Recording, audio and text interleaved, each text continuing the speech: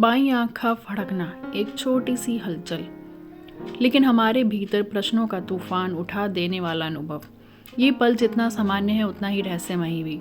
हम रसोई में काम कर रहे हों, सड़क पर चलते चलते किसी सोच में खोए हों, या फिर फ़ोन की स्क्रीन पर एक टक देख रहे हों और अचानक बाईं आंख फड़कने लगे, तो मन अनायास ही अर्थ खोजने लगता है।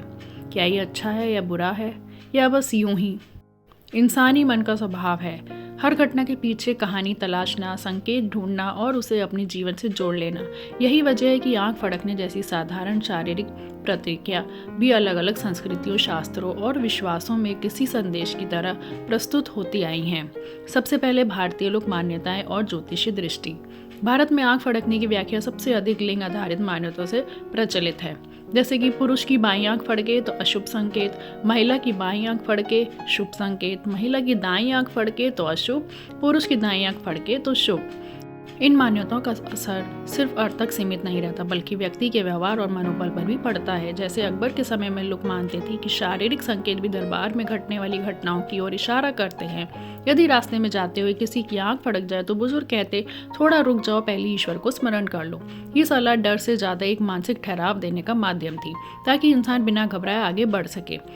ज्योतिषीय ग्रंथ, सामुद्रिक शास्त्र भी इसे सूक्ष्म प्राकृतिक संकेतों में रखता है, जिन्हें इंसान अपनी चेतना से महसूस करता है, पर ये कोई सटीक भविष्यवाणी नहीं, बल्कि संकेत आधारित धारणा है।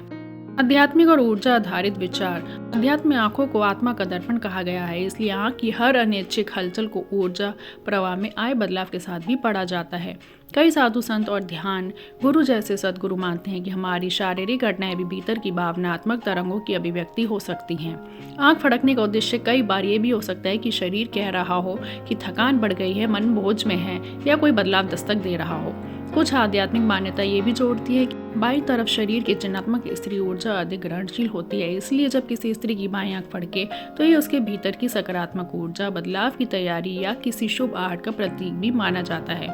के लोकप्रिय मान्यताओं में एक भावुक और प्यारी व्याख्या भी है।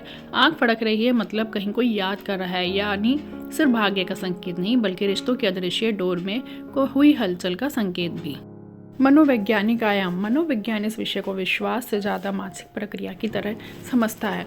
अगर आप किसी फ़ोन का इंतज़ार कर रहे हो और आंख फड़के, मन इसे शुभ संकेत बना लेता है। अगर आप किसी कठिन दौर में हो और आंख फड़के, मन इसे अशुभ संकेत के रूप में पढ़ लेता है। अगर आप बिना किसी खास सोच में हो और आंख फड़के, ये सिर्फ एक शारीरिक प्रतिक्रिया है। मनोवैज्ञानिक दृष्टि कहती है कि हम उन संकेतों को अपने अनुसार रंग देते हैं जिनसे हमारी भीतर की कहानी मेल खाती हो।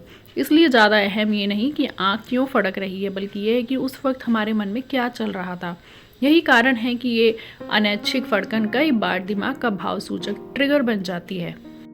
विज्ञान क्या कहता है? चिकित्सा विज्ञान में आंख फड़कने को मायोकाइमिया कहते हैं, एक ऐसी स्थिति जिसमें पलकों की मांसपेशियां अनैच्छिक रूप से सिकुड़ने लगती हैं, जिसके प्रमुख कारण है नींद की कमी, शरीर में थकान, तनाव, चिंता, अधिक कैफीन या चाय, कॉफ़ी का सेवन, स्क्रीन पर लगातार काम, सूक्ष्म नसों की हलचल, पानी कम पीना, आंखों में सूखापन या थकावट।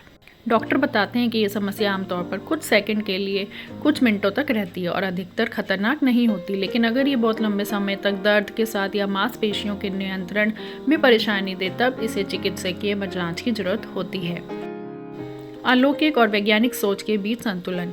विज्ञान और ज्योतिष दोनों की अपनी जगह है, लेकिन जीवन पर प्रभाव अधिकतर हमारी सोच तय करती है।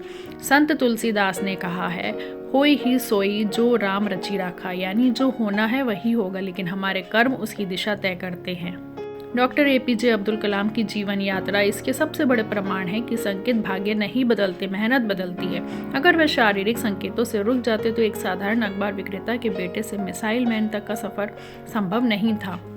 सबसे जरूरी संदेश। जब भी आपकी बाईं आंख फड़के तो गहरी सांस लें, पानी पी लें, आंख बंद कर 1-2 मिनट तक शांत से बैठें।